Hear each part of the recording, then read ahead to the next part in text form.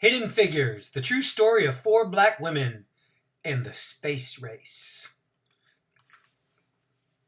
By Margot Lee Shetterly and Winifred Conkling, illustrated by Laura Freeman.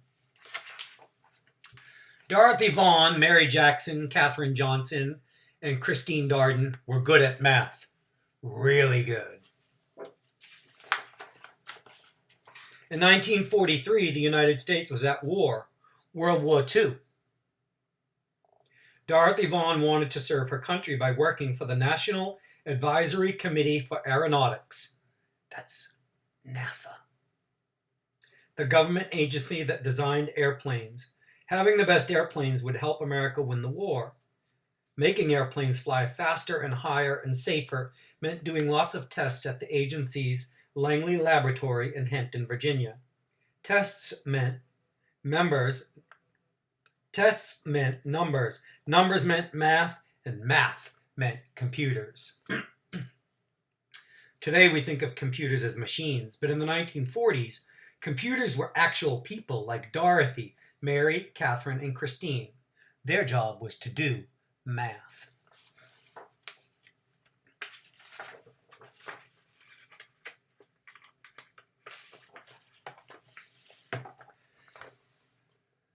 Because Dorothy was black and a woman, some people thought it would be impossible for her to get a job as a computer.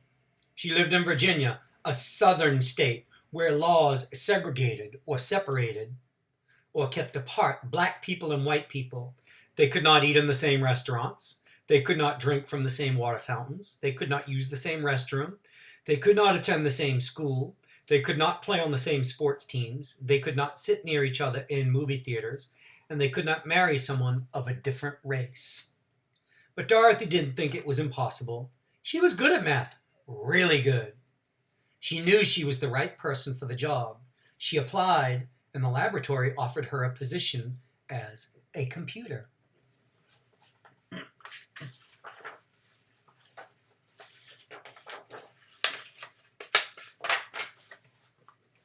At work, blacks and whites were kept apart. The white computers worked in one building, and Dorothy and the other black computers worked in a different building, in their separate office. Even though they worked on the same kinds of assignments, the black computers and the white computers used separate bathrooms and ate in separate lunchrooms. Seems silly today, doesn't it?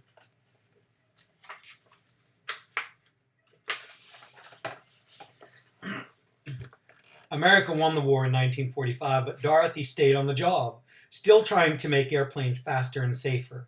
By 1951, the Americans and the Russians were competing to see who could build the best planes. That meant more experiments and more numbers. Lots and lots of numbers. And more numbers meant the need for more computers. That's when Mary Jackson got a job as a computer at Langley.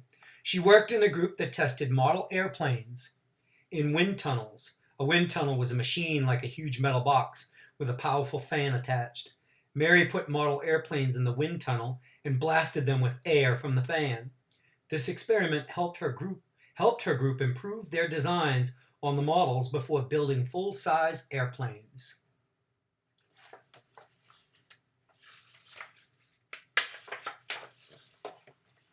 Mary wanted to become an engineer, but officials said it was impossible.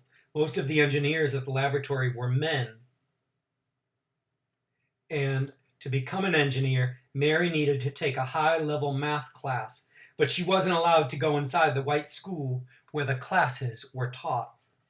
But Mary was good at math, really good, and she refused to give up. She got permission to enter the school building and take the math classes, and she earned good grades. Because she didn't give up, Mary Jackson became the first African-American female engineer at the laboratory. Katherine Johnson was good at math and always asked lots of questions. In 1953, she applied to the laboratory for a computer job and was placed on a team that tested actual planes while they were flying in the air. Their research was used to figure out ways to prevent future plane crashes. In one of her first projects, she learned how to analyze turbulence, or dangerous gusts of air.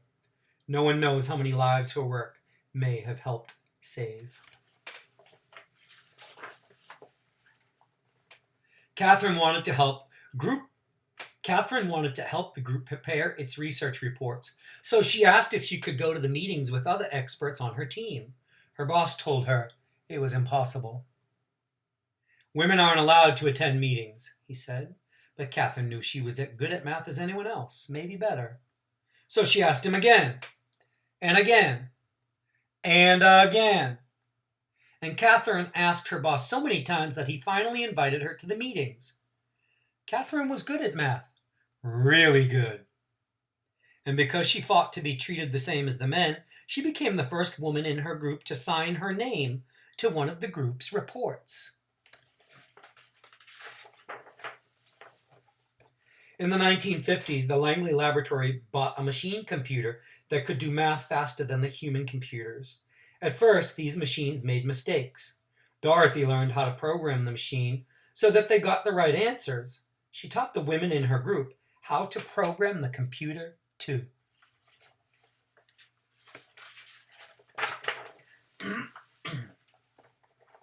In 1957, Russia launched a satellite known as Sputnik into orbit around the Earth.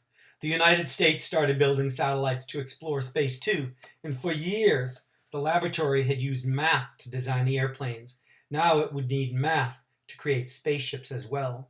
The government decided to change the agency's name from the National Advisory Committee for Aeronautics to the National Aeronautics and Space Administration, NASA. In 1961, President John F. Kennedy told Congress, "I believe that this nation should commit itself to achieving the goal before this decade is out of landing a man on the moon and returning him safely to Earth." A man on the moon? But the first step to getting a man on the moon was to send an astronaut around the Earth. NASA was going to need to hire more space experts and more people who were good at math.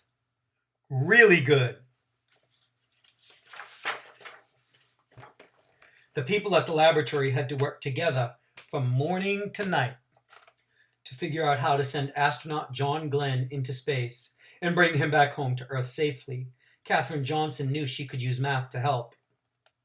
"Tell me where you want his spaceship to land, and I'll tell you where to launch it," Katherine told her boss. Katherine helped calculate the trajectories, or the pathways, that rockets traveled through space. She had to plan Glenn's exact route from takeoff in Florida to splashdown in the Atlantic Ocean. There was no room for error. No one was better than Katherine at solving these tricky math problems. Days before his mission, John Glenn wanted Katherine to double-check the machine computer's trajectory calculations to make sure it hadn't made any mistakes. And when Katherine said the numbers were correct, Glenn was ready to go.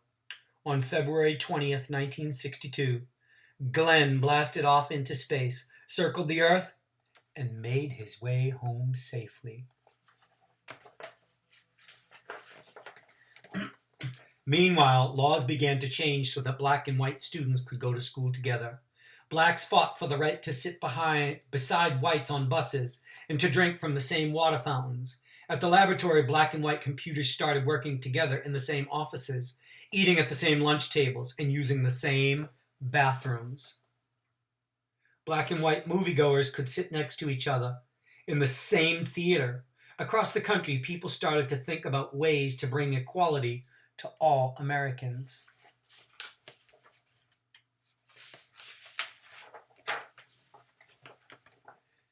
Christine Darden was good at math, and she loved electronic computers. She started working at Langley in 1967. Christine wanted to become an engineer, and thanks to Dorothy, Mary, and Katherine, she knew it was possible. Eventually, she became an engineer for supersonic airplanes, planes flying faster than the speed of sound. But her first job was to help with NASA's mission to the moon. The people at the laboratory prepared for years to send astronauts to the moon, about 238,900 miles away from the Earth. Finally, on July 20th, 1969, The world watched as three men arrived at the moon in their Apollo 11 spacecraft. That's one small step for man, one giant leap for mankind, said astronaut Neil Armstrong when he stepped onto the dusty surface.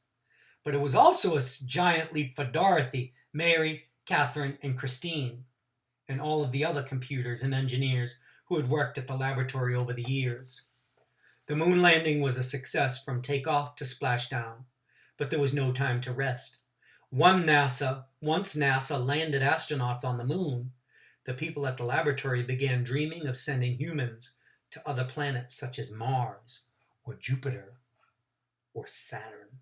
They started to imagine hyperfast space planes that could travel around the Earth at 7 times the speed of sound.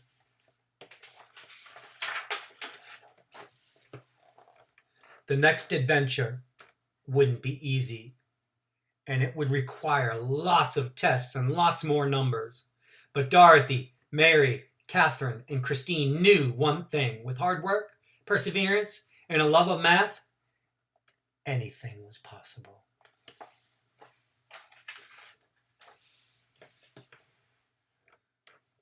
This is a graphic source in the back. Timeline. 1903, the Wright brothers make the first powered flight. 1915, the federal government establishes the National Advisory Committee for Aeronautics. 1935, the first female computers are hired at Langley. 1943, Dorothy Vaughn starts working at NACA, where she stays until 1971. 1943, the first African-American female computers are hired at Langley Memorial Aeronautical Laboratory. 1951, Mary Jackson starts working at NACA, where she stays until 1985. In 1953, Katherine Johnson starts working at NACA, where she stays until 1986. 1954, huge moment in American history. The Supreme Court, in the Brown versus the Board of Education lawsuit, decides they rule that it is unconstitutional to have separate schools for black and white students. In 1957, the Soviet Union launches the Sputnik satellite. In 1958, National Aeronautics Space Administration, NASA, replaces the NACA. 1961, Soviet cosmonaut Yuri Gagarin orbits Earth. 1962, for the United States, John Glenn orbits Earth. 1967, Christine Darden starts working at NASA, where she stays until 2007.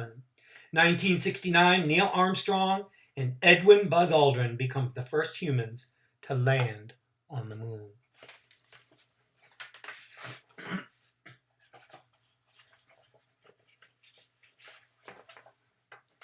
The end. Hidden Figures, the true story of 4 black women and the space race.